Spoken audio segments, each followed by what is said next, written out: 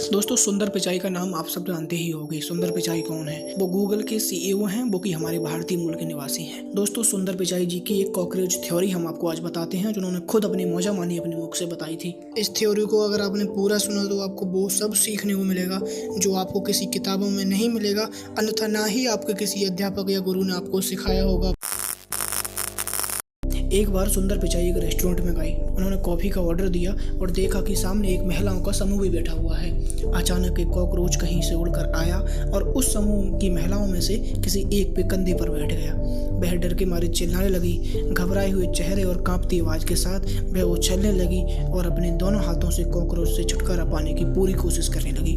उसकी प्रतिक्रिया देखकर ग्रुप की अन्य महिलाएं भी घबरा रही थी। महिला आखिरकार कॉकरोच को दूर भगाने में कामयाब रही, लेकिन वह तत्काल समूह की एक दूसरी महिला पर बैठ गया।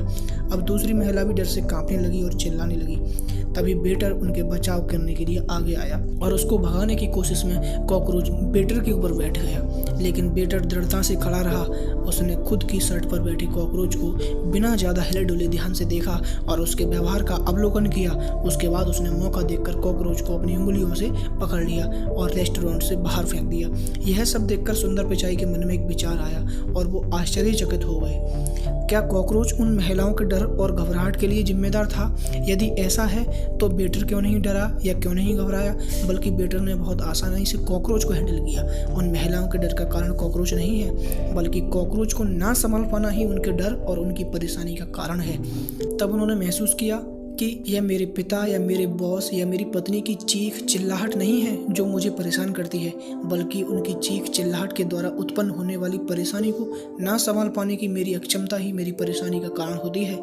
सड़क पर ट्रैफिक जाम होना मेरी परेशानी नहीं है, बल्कि ट्रैफिक जाम के कारण हुई परेशानियों को ना संभाल पाना ही मेरी परेशानी है। समस्या से ज़्यादा उस समस्या पर मेरी प्रतिक्रिया ही है जो मेरे जीवन में अशांति उत्पन्न करती है। कुछ चीज़ें हमारे नियंत्रण में हैं और कुछ चीज़ें हमारे नियंत्रण में नहीं है।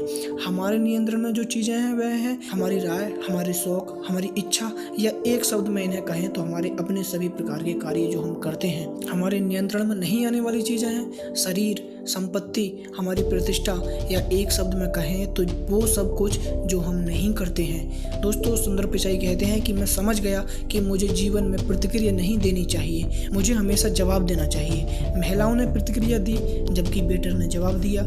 प्रतिक्रिया हमेशा सहज होती हैं, जबकि जवाबदेही में जिम्मेदारी का भाव होता है। खुश रहने वाला व्यक्ति इसलिए खुश नहीं है क्योंकि उसके जीवन में सब कुछ सही है, वो खुश है इसलिए क्योंकि उसकी लाइफ में हर चीज़ के प्रति उसका एटीट्यूड सही है। तो दोस्तों, इस कहानी से आपको क्या सीखने को मिला? अगर सीखने को मिला हो तो दोस्तों वीडियो लाइक करो और चैनल को सब्सक्राइब करो तथा वीडियो को अपने चाहने वालों के साथ अवश्य साझा करो। धन्यवाद दोस्तों।